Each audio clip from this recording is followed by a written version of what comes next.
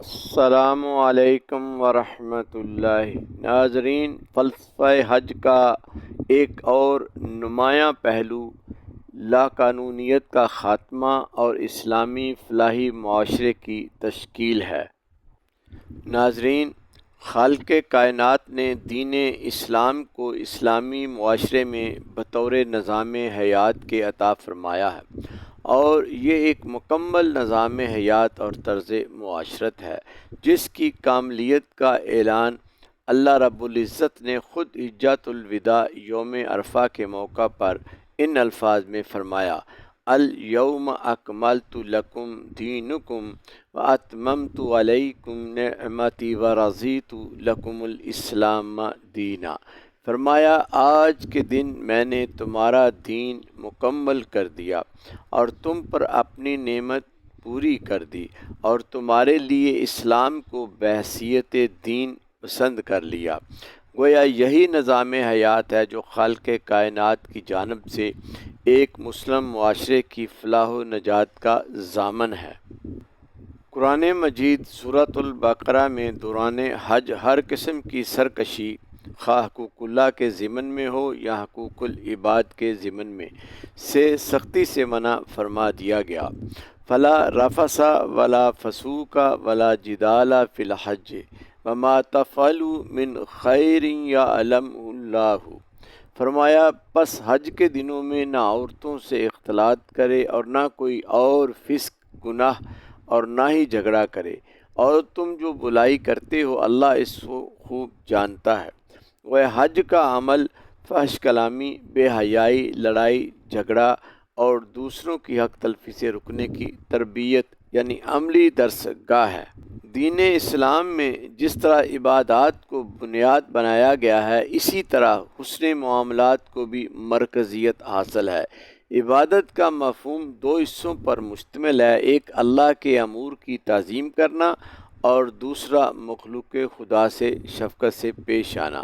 گویا رضائے الہی کے حصول کا مرکز و محور بھی مخلوق خدا سے حسن معاملات کی درستگی پر منحصر ہے۔ اسلام میں کسی قسم کی ناانصافی، ظلم و زیادتی کی ہرگز گنجائش نہیں۔ اسلام اپنے لغوی معنی کے اعتبار سے ہی ایک ایسا دین ہے جو سراپا سلامتی اور دوسروں کی امن و سلامتی کا ضامن ہے۔ اسلام میں فتنہ و فساد پھیلانے کی قطعاً گنجائش نہیں ہے۔ اسی لیے اس دین میں داخل ہو جانے والوں کے لیے اللہ تعالیٰ نے یہ حکم جاری کر دیا: وَلَا تُفْسِدُوا فِي الْأَرْضِ بَعْدَ إِصْلَاحِهَا، کہ اصلاح یعنی دین حق اختیار کرنے کے بعد زمین میں فساد مت برپا کرو۔ اور اللہ تعالیٰ نے فساد پھیلانے والوں سے اپنی ناپسندیدگی اور براءت کا اظہار بھی کر دیا۔ فرمایا، ان اللہ لا يحب المفسدین، یقیناً اللہ تعالیٰ فساد پھیلانے والوں کو پسند نہیں کرتا۔ گویا اسلامی معاشرہ امن و آشتی اور عدل و انصاف پر مبنی ہوتا ہے، اور دین اسلام محبت و رواداری کا داعی ہے۔ یہ اعتدال و توازن کی راہ حیات پر گامزن ہونے کی تعلیم دیتا ہے۔ اور میرے آقا نبی مکرم صلی اللہ علیہ وسلم نے اس فسق و فجور کی مذمت کرتے ہوئے ارشاد فرمایا: کسی مسلمان کو گالی دینا فسق ہے اور اس سے قتال کرنا کفر ہے۔ اور جب پوچھا گیا یا رسول اللہ کون سا اسلام افضل ہے، تو فرمایا: من سلم الناس من لسانہ و یدہ، اس شخص کا اسلام سب سے بہتر ہے کہ جس کی زبان اور ہاتھ سے تمام لوگ محفوظ رہیں۔ گویا اسلامی معاشرہ امن و سلامتی فراہم کرنے کا داعی اور علمبردار ہے۔ رسول اللہ صلی اللہ علیہ وسلم نے حجۃ الوداع کے موقع پر ایک اسلامی فلاحی معاشرے کے قیام کے لیے دنیا انسانیت کا ایک دائمی منشور عطا فرماتے ہوئے ارشاد فرمایا: دیکھو، تمہارا خون اور تمہارا مال ایک دوسرے پر اسی طرح حرام ہے جس طرح آج کا دن، یہ مہینہ، یہ شہر تمہارے لیے حرمت والے ہیں۔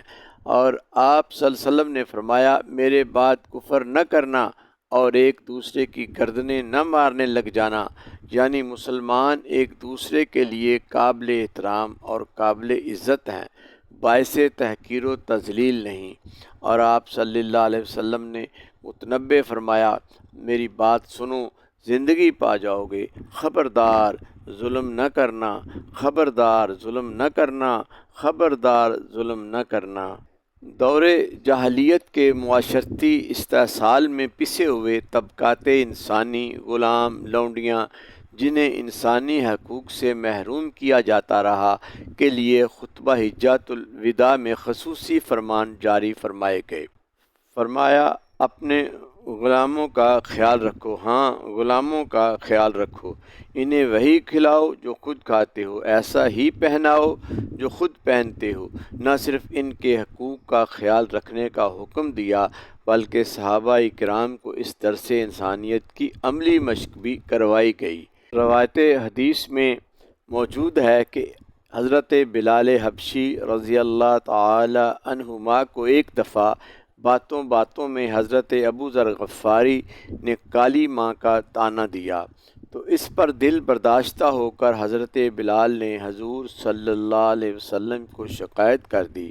میرے آقا نے یہ بات سن کر فرمایا، جاؤ جا کر ابو ذر سے کہو کہ ایک کالے رنگ کی عورت ایمن بھی ہے جس کا دودھ تیرے نبی نے پیا ہے، لہذا مجھے بھی یہی طعنہ دو۔